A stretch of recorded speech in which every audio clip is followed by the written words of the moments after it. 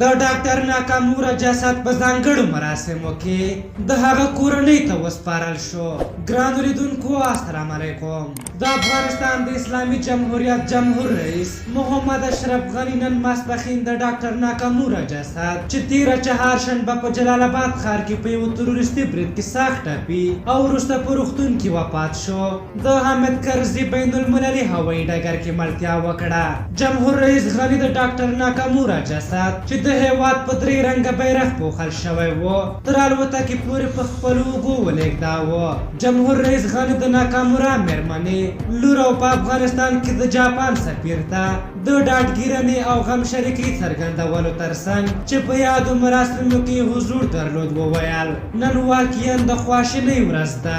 ډاکټر ناکامورا هغه ستر شخصیت و چې خپل ټول ژوند د افغانانو د ښېګڼې د محرومو اقشارو پیاوړي کولو او د دې وطن آبادولو ته وقف کړ.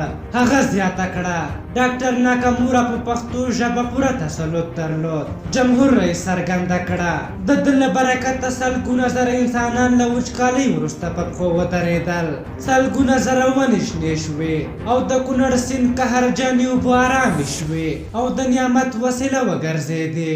جمهور رئیس غني وویل جاپان یو لاس افغان ډاکټر ناکامورا د افغانستان او جاپان اتل و او د ده وفات په خاطر دواړو هیوادونو ولسونو ته تسلیت وایم. د ده مینه له انسان سره وه او خپل ټول ژوند انسانانو او افغانانو ته وقف کړی و. هغه څرګنده کړه د ده قاتلین به جهنم ته ځي او زموږ زړور امنیتي او دفاعي ځواکونه به دا خاینان پیدا کوي او د قانون منګولو ته به یې سپاري. جمهور رئیس وویل زه د افغان حکومت او خلکو په استازیتوب د ډاکټر ناکامورا کورنۍ، د جاپان امپراتور، لومړي وزیر، خلکو او حکومت ته د خپلې خواخوږۍ او غم شریکۍ مراتب څرګندوم. محمد اشرف غني څرګنده کړه د نوموړي ټولې ناتکمیلې پروژې به بشپړې شي او هغه پروژې چې ګټه اخیستنې ته سپارل شوې د ډاکټر ناکامورا په نوم به ونومول شي.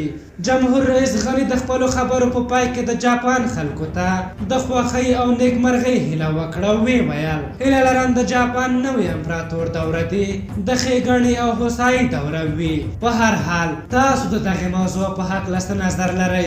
خپل نظرونه مو راته په کومنټ کې ولیکئ. که زموږ ویډیو مو خوښه شوې وي ضرور یې لایک کړئ. تر بلې ویډیو مو په لوی او بخښونکي خدای سپارم. د الله په امان.